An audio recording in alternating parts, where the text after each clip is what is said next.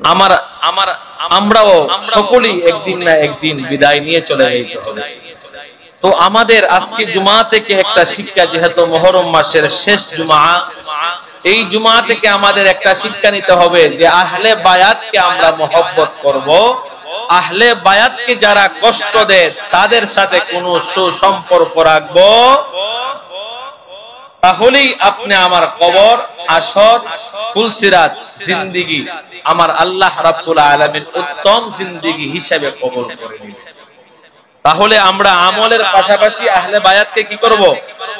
মহব্বত করব, আহলে বায়াতকে ভালোবাসবো। যেহেতু মুহররম মাস আসলেই শুধু আহলে বায়াতকে আমরা মহব্বত করি তেমন না, আহলে বায়াতকে আমরা আমাদের জানের চাইতেও বেশি মহব্বত করব। কারণ আল্লাহ রাসূল সাল্লাল্লাহু আলাইহি ওয়াসাল্লাম বলেছেন, যতক্ষণ পর্যন্ত আমাকে তোমার জানের চাইতেও বেশি মহব্বত না করবা তুমি মুমিন হইতে পারবা না।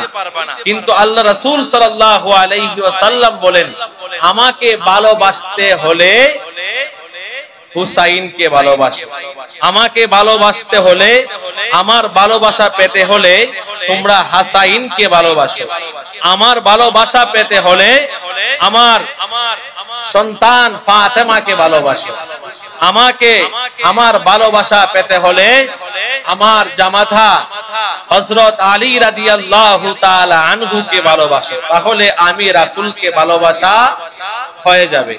তাহলে আজকে জুমা থেকে আমরা একটা জিনিসই আমাদের আমলে ঢুকাবো, কার মৃত্যু কখন কেউ বলতে পারবে না। কারণ সন্তানের আগে বাবা চলে যায়, বাবার আগেও কিন্তু সন্তান চলে যায়। দাদার আগে নাতি কি দুনিয়ার থেকে যায়, এরকম ইতিহাস আছে না নাই? আছে।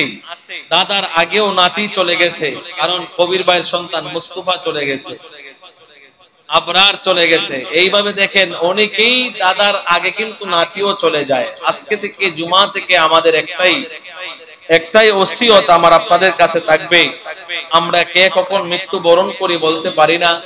কারণ গত কিছুদিন পূর্বেই আপনারা দেখেছেন একটা স্কুল এন্ড কলেজের ভিতরে একটা বিমান দুর্ঘটনায় হাজারো হাজার সন্তানদের প্রাণ চলে গেছে। কথা বলেন ঠিক? তাদের মা বাবাও জানতো না ওই সন্তানগুলি এই দিন তারা ইন্তেকাল করবে, তারাও কিন্তু জানতো না। যদি জানতো বলেন তো তারা কি ওই দিন স্কুলে যাইতো? আমি যদি জানতাম বাবা শুক্রবার সকাল 8টায় মারা যাবে, আমি কি আর গাড়িতে থাকতাম? তো এইভাবেই কেউ মৃত্যু সম্পর্কে জানে না, কিন্তু মৃত্যুটা সত্য।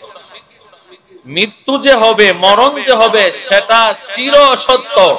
এই জন্য সর্ব অবস্থায় আমরা রাসূলের প্রেম, আল্লাহর প্রেম, আহলে বায়াতের প্রেম আমাদের অন্তরে রাখবো। খুদা কি কসম, আহলে বায়াতের প্রেম মহব্বত যদি আপনি আমার অন্তরে রাখতে পারি, তাহলে শয়তান ধোঁকা দিয়ে আমাদেরকে সাকরাতের সময় বেঈমান বানাইতে পারবে না। আহলে বায়াতের প্রেম অন্তরে থাকার কারণে ঈমান নিয়ে কবরে যাওয়া সম্ভব হবে। কথা বলেন ঠিক কিনা? এই জন্য আমরা সকলেই চেষ্টা করব আহলে বায়াতের মহব্বত এবং মৃত্যুর জন্য প্রস্তুতি, মরণের জন্য প্রস্তুতি। মৃত্যুর জন্য প্রস্তুতি কি? মৃত্যুর জন্য প্রস্তুতি হচ্ছে কবরের মধ্যে আমার সন্তান যদি আপন না হয়, বিবি যদি আপন না হয়, তাহলে এই কবরে আপন হবে কে?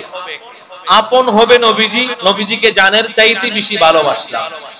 নবীজি বলেন, এই ভালোবাসাকে টিকাইতে হলে আমি রাসূল এই নামাজকে কায়েম করার জন্য, ইসলামকে কায়েম করার জন্য যে কষ্ট করেছি, এই হুকুম আহকামগুলি যখন মেনে চলবা, এই কষ্টগুলি আমি রাসূলের আর থাকবে না, আমি আনন্দিত হয়ে যাব।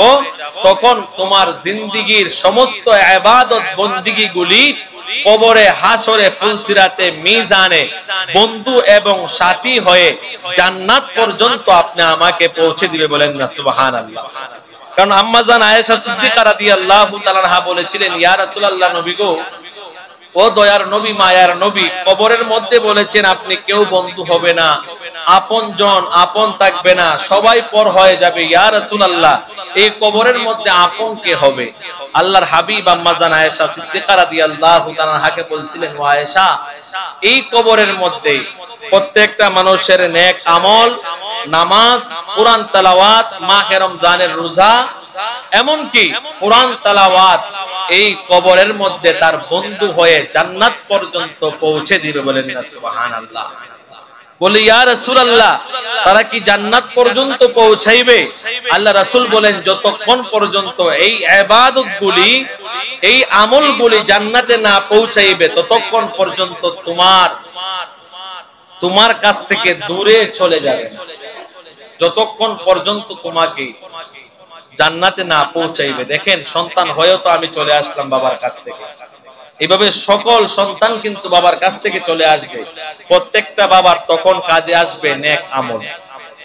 তাহলে আমরা আজকে জুমা থেকে আমরা ওয়াদাবদ্ধ হই যে আজ থেকে আমরা আহলে বায়াতের মহব্বত অন্তরে রাখবো, নবীজির প্রেম মহব্বত অন্তরে রাখবো, এবং নামাজ কোনোদিন ছাড়বো না। রাজি আছেন তো ইনশাআল্লাহ?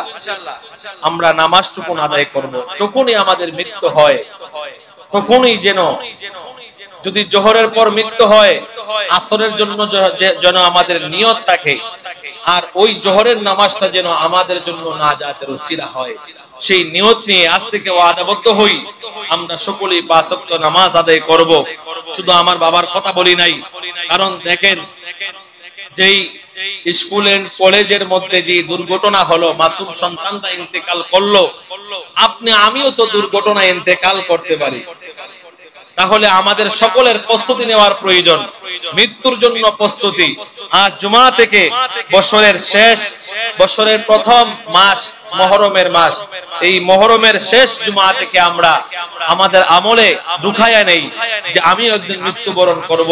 আমারও নামাজের প্রয়োজন, ইবাদতের প্রয়োজন, কবরের সামানের প্রয়োজন। আল্লাহ রাব্বুল আলামিন যেন এই নেক মকসুদ, নেক নিয়তরে যেন আমার আল্লাহ রাব্বুল আলামিন কবুল করে। আমরা সকলে বলি আমিন। ওয়া মা আলাইনা ইল্লাল বালাগ। আসসালামু আলাইকুম ওয়া রাহমাতুল্লাহ।